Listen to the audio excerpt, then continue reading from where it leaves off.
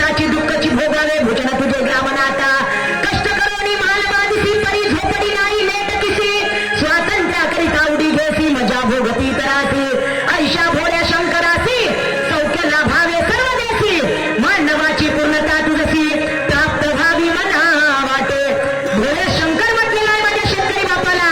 लक्ष द्या, यावर्षी पावसानं लई बिघडवलं शेतकऱ्याची, बरोबर आहे की नाही? लई जिरवली आहे की नाही? धान कापणच्या वेळेस बिलकुल धानाची कापणीची सुरुवात होत आहे आणि अशात बिलकुल पाऊस आलं. आमची सोयाबीन शेतात वापली, धान शेतात वापले की नाही? कापसाचे बोंड खाली पडले. म्हणतो आपण शेतकरी देशाचा राजा.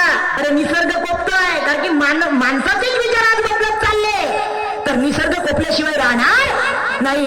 ग्रामगीतेमध्ये वंदनीय राष्ट्रसंत तुकडोजी महाराज शेवटच्या अध्यायात म्हणतात, निसर्ग साह्य देण्याच्या वेळी वृक्षवेली बरती फुली पडी जलपूर्ण होतील नद्या तडी आपुली मर्यादा न सोडता माणसाने मर्यादा सोडली तर निसर्गाने सुद्धा मर्यादा सोडली.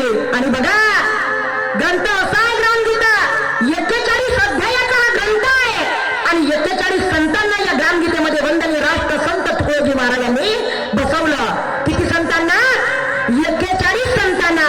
ग्रामगीता वाचा, ग्रामगीता वाचा. पूर्ण जीवन बदललं माझं या ग्रामगीतेला, पूर्ण जीवन. ही ग्रामगीता फुलं टाकून पूजा करण्यासाठी नाही, तर ग्रामगीता जो मनुष्य वाचेल, जो माणूस वाचेल आणि वाचून जर का आचरणात आणेल तर नक्कीच सांगते माझे मायबाप, माणूस बनल्याशिवाय राहणार नाही.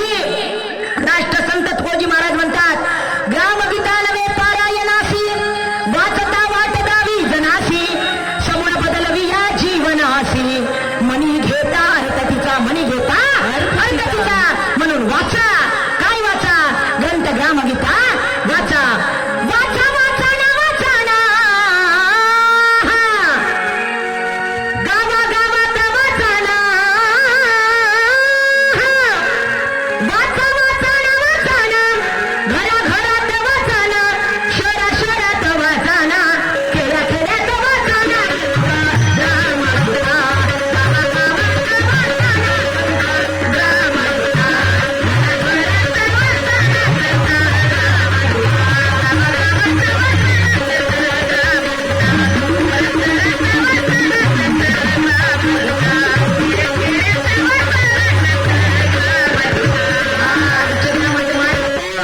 अर्पण केला शेतकऱ्याला.